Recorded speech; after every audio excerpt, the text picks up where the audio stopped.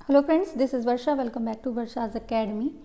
तो एकलव्य शिक्षक भर्ती में आपका जो लैंग्वेज कॉम्पिटेंसी टेस्ट है वो सभी पोस्ट के लिए सेम ही है, ठीक है। किसी में क्वालिफाइंग नेचर से है एंड किसी में इसके मार्क्स ऐड होंगे। तो ये वीडियो जो है वो काफ़ी ज़्यादा यूज़फुल रहने वाली है। चैनल पर नए हैं तो प्लीज़ चैनल को लाइक, शेयर एंड सब्सक्राइब ज़रूर करें, जिससे जो भी नोटिफिकेशन है, जो भी वीडियो है, उसका नोटिफिकेशन आप तक ईजिली पहुँचे। ओके, ये प्रैक्टिस सेट 3 है।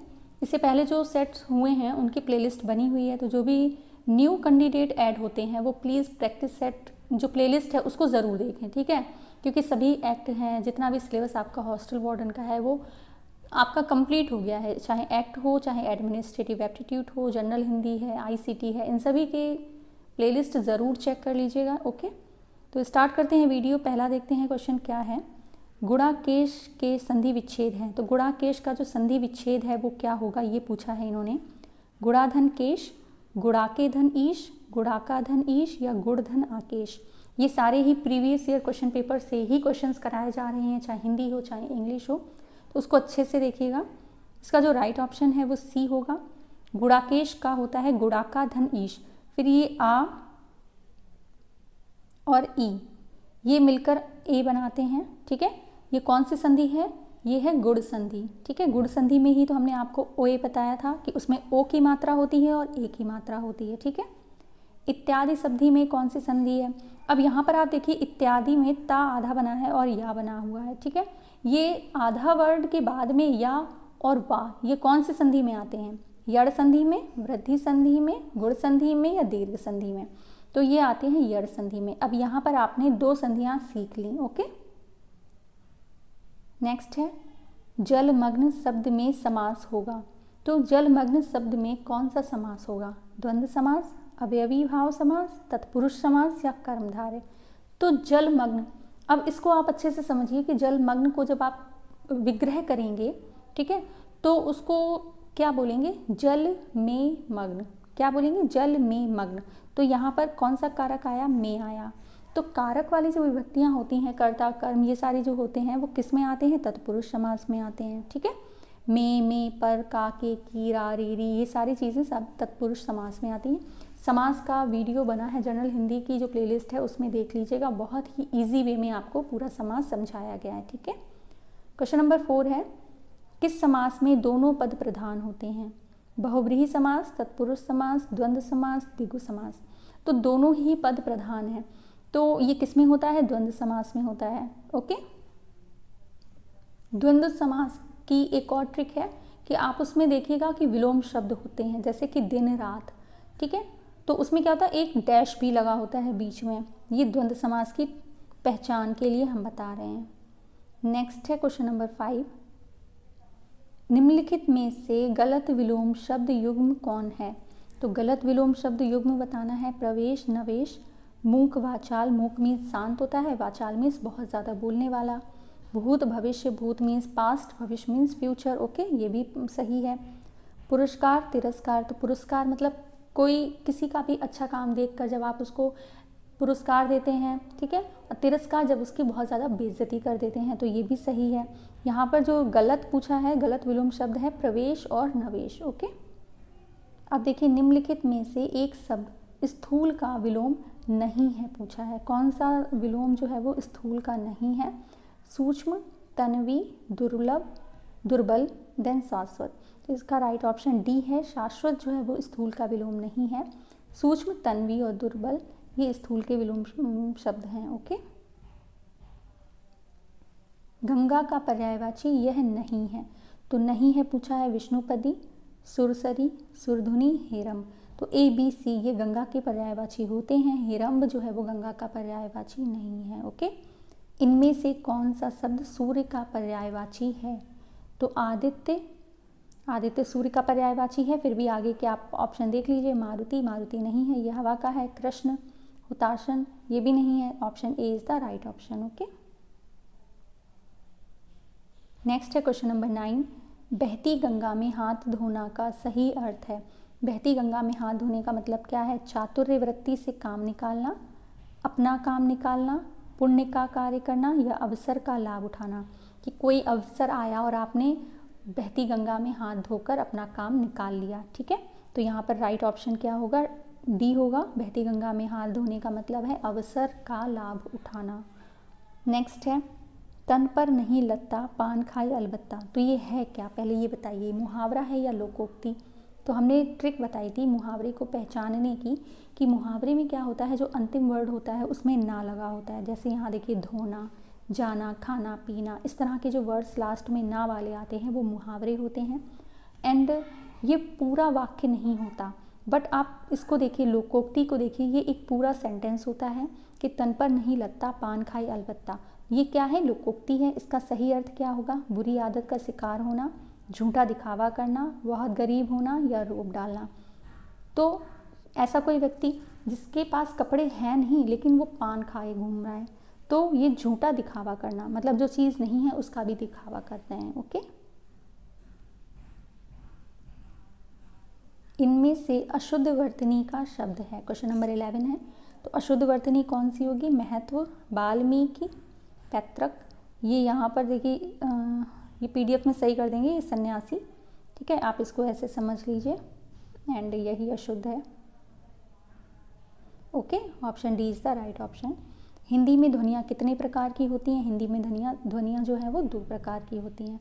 एक चीज़ और समझिएगा कि जो जनरल हिंदी के बाद में जो आपका लैंग्वेज हिंदी का पार्ट है, उसमें जो टॉपिक है वो डिफ़ाइन नहीं है, तो काफ़ी कन्फ्यूज़न है कि उसमें क्या आएगा क्या नहीं आएगा। तो आप कन्फ्यूज़न में रहने से बेटर है मेरे ख्याल से आप उसको अच्छे से पढ़ लीजिए। जितना आप इधर उधर पूछते घूमेंगे कि हाँ ये सिलेबस में है वो सिलेबस में, उतनी ही देर में आपको जो हिंदी है वो अच्छे से प्रिपेयर हो जाएगी। समझ गए हैं? तो हिंदी के जितने भी टॉपिक हैं, ज़्यादा टॉपिक नहीं हैं, और अगर वो तैयार भी हो जाएंगे तो वो आपके आगे एग्ज़ाम में भी काम आएंगे। ठीक है, तो इस कन्फ्यूज़न में मत रहिए कि कौन सा टॉपिक आएगा कौन सा नहीं आएगा। आपको जो बुक बताई गई है आदित्य पब्लिकेशन की, आप उसको ले सकते हैं। ये कोई पेड प्रमोशन नहीं है, पर्सनली मैंने इसको यूज़ किया है, वो काफ़ी सही बुक है। कुछ मिस्टेक्स तो हर बुक में होती हैं, ये हम मानते हैं, चाहे आप यूथ ले लीजिए या कोई भी बुक ले लीजिए, कुछ ना कुछ मिस्टेक्स आपको हर बुक में मिलेंगे। ठीक है, उनको इग्नोर करते हुए अगर आप चैप्टर वाइज बुक देखेंगे तो आदित्य पब्लिकेशन की जो बुक है और एग्जाम्पल्स उसमें भी बहुत हैं, तो वो काफ़ी अच्छी बुक है। ओके, स्टार्ट नेक्स्ट देखते हैं क्वेश्चन नंबर 13। सुशिक्षित में उपसर्ग है। तो शिक्षित देखिए एक शब्द है जिसका अपना एक अलग मीनिंग है, और इसमें कौन सा एक्स्ट्रा वर्ड लगा है, सु। ठीक है, वचन की दृष्टि से कौन सा जोड़ा सही नहीं है, आपको नहीं है वाला जो वर्ड है वो देखना है। ऑप्शन ए है लता, लताएं, ये तो ठीक है। घोड़ा, घोड़े, किताब, किताबें, सखी, सखियाँ। तो सखियाँ जो है ये ऐसे नहीं लिखा जाता है, इसका राइट ऑप्शन यहाँ पर डी है। जब आप सखियाँ लिखेंगे तो खा में कैसी मात्रा लगेगी, छोटी ई की मात्रा लगेगी। ओके, तब ये राइट हो जाएगा। तो यहाँ पर जो डी है क्वेश्चन नंबर 14 का वो सही है। नेक्स्ट है क्वेश्चन नंबर 15। नीली साड़ी में कौन सा विशेषण है। तो विशेषण बताना है, तो साड़ी की विशेषता कौन बता रहा है, नीली। तो नीली क्या संख्या है, नहीं है। क्या परिमाण है, नहीं है। गुण है, जी हाँ है। सार्वनामिक है, नहीं है। तो इसका जो राइट ऑप्शन है वो गुणवाचक संज्ञा होगा, क्योंकि नीली साड़ी, साड़ी का गुण बता रहा है कि उसका रंग जो है वो नीला है। Okay, question number 16।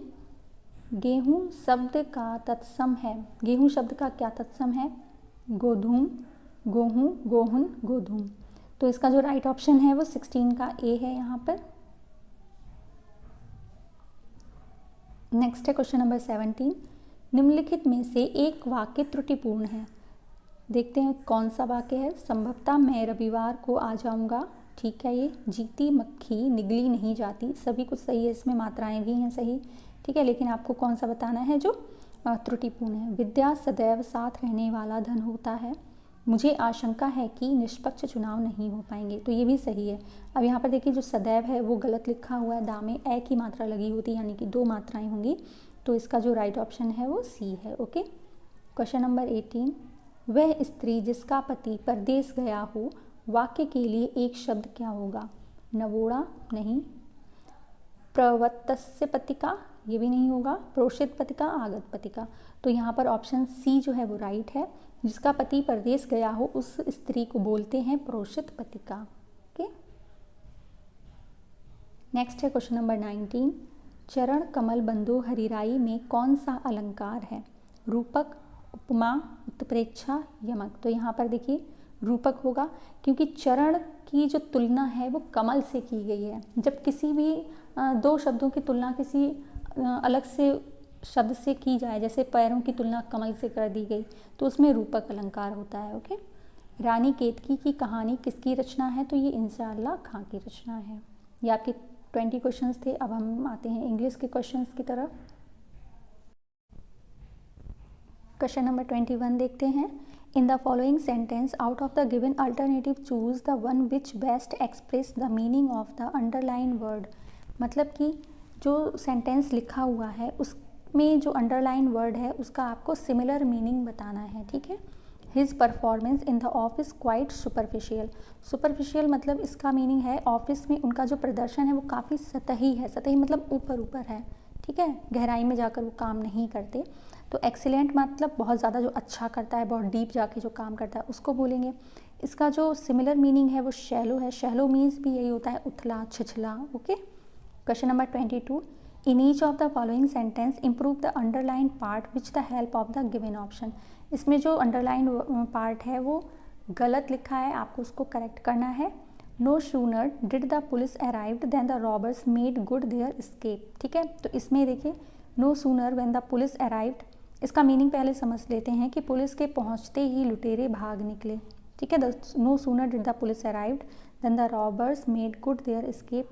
इसका राइट ऑप्शन होगा यहाँ पर डी, कि no sooner had the police arrived. यहाँ पर हैड आएगा, डिड नहीं आएगा। ओके। नेक्स्ट है 23। Complete the following sentence by using the correct form of the verb with the help of options that follow. तो यहाँ पे करेक्ट फॉर्म आपको लिखनी है ही डैश फॉर 5 आवर्स। इसकी जो करेक्ट ऑप्शन इसका होगा वो ऑप्शन ए है, he has been sleeping for 5 hours. देखो मस्ट हैव नहीं होगा। ठीक है, निगलेक्ट करके भी आप इसको जो ऑप्शन है उस तक पहुँच सकते हैं। वॉज स्लीपिंग नहीं होगा, हैड स्लेप्ट भी नहीं होगा। इसका जो राइट ऑप्शन है वो ए है। In each group of words given below only one word is spelled correctly. Choose the correct word. इसमें स्पेलिंग्स जो करेक्ट वर्ड है वो देखना है। तो इसकी जो राइट ऑप्शन है वो डी है, न्यूट्रिशियस, NUTRITIOUS होता है। ठीक है। नेक्स्ट है question number 25। In each group of words given below only one word is spelled correctly. तो इसमें भी वही है, राइट ऑप्शन आपको बताना है, option B is the right. इसमें मैग्निफिशेंट की स्पेलिंग होती है MAGNIFICENT। ओके। अब देखते हैं question 26। Each of the following sentence has been divided into 4 parts, there is an error in one of the part. 4 part में जो सेंटेंस है उसको डिवाइड किया गया है, किसी एक पार्ट में एरर है। Identified the part which has the error. अब आपको वो पार्ट बताना है जिसमें एरर है। Okay. No sooner did the thief see the police man when he run away. तो आपने पहले सेंटेंस में भी देखा होगा कि नो सूनर के साथ में हमेशा क्या आता है, देन आता है। ठीक है, क्या आता है, देन आता है। तो यहाँ पर देखिए जो सी वाला पार्ट है उसमें क्या लिखा है, वेन लिखा है। तो यहाँ पर राइट ऑप्शन यहाँ सी होता है। ओके। नेक्स्ट है question number 27। Each of the following idioms is followed by 4 possible meanings out of which only one is correct. Choose the correct option.